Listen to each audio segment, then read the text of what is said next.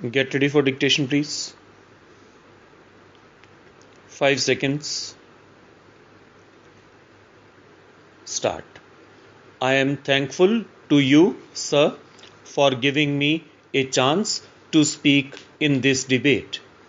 I am glad today the Prime Minister opened his speech with a reference to our relations with Pakistan. I would like to draw the attention of the House to what has been happening in the border area.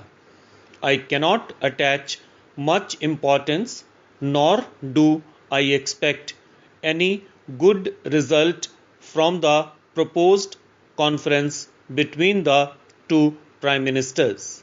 In the last 11 years, we have had a number of such meetings and conferences.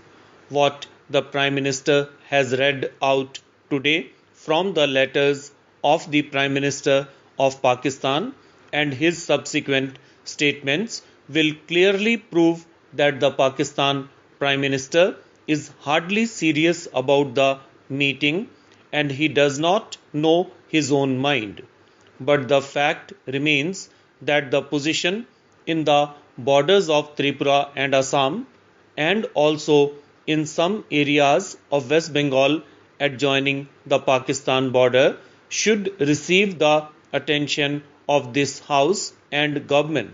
Papers this side may not publish all the details, but we in Bengal and in the eastern part of India get more detailed news about what has been happening. I can make some allowance for possible exaggeration in some reports in newspapers, but in spite of everything, there is no denying the fact that large numbers of people have been leaving their hearths and homes from those villages and are now more or less homeless refugees in a most deplorable condition. I think it is the duty of this government to see that the border people are given proper protection whatever may happen in the ultimate relations between India and Pakistan. As I have stated, I do not attach much importance to the conference the two prime ministers will have, nor do I expect much result to come out of that. At the same time, it is an obligation of the government to give necessary protection to the people on the borders who have been suffering for the last few months. It is a sort of cold war going on, and if the government have not been suffering so much, the people on the border areas have been suffering terribly, and I expect the Prime Minister to give due attention to this matter and see that the people on our side who are our citizens should not be made to suffer because of some desperate actions of Pakistan due to some political or other motives. I would like to draw attention of government and the House to another matter. After the integration of Cooch Behar, there has been a number of small pockets. They have been called enclaves, some of which are surrounded by Indian territory but belong to Pakistan, and some surrounded by Pakistan territory but belong to India. Something has to be done about these pockets. It is nearly 7-8 years that they have been lying in this position.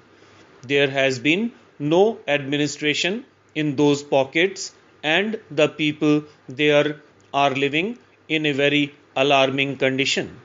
There have been all sorts of crimes, murders, dacoities, etc.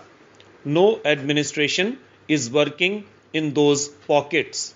In our pockets surrounded by Pakistan territory, it is not possible for our government to have any real administration in those areas, nor is it possible for the Pakistan government to provide proper administration in their pockets surrounded by our territory. So people on both sides have been suffering in these pockets. Then, sir, there was a proposal of the summit conference. I do not know why America was fighting shy about this conference. I think my friend said that if India was to be invited to the summit conference, there was likely to be some complication and trouble that might have come from Pakistan. Pakistan, in fact, protested.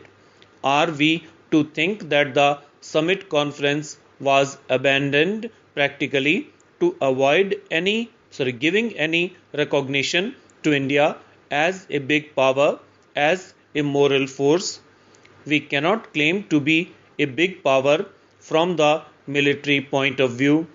We have no military strength, no financial backing, no industrial setup of a big military power. But we have got a moral prestige, and that prestige was recognized at least in some quarters. We have been recognized as friends of all the weak nations who have been fighting for independence and liberation, and that is a moral asset. Lastly, I would say that our foreign policy has been more or less a success. There may be difference of opinion in minor details. The foreign policy of India, we can say, is not a party policy, it is the national policy. That is the general attitude of all the democratic countries. Foreign policy is not ideology, but it is formulated on the basis of national interest. Our foreign policy has also been formulated on the national basis, not on the basis of any party ideology.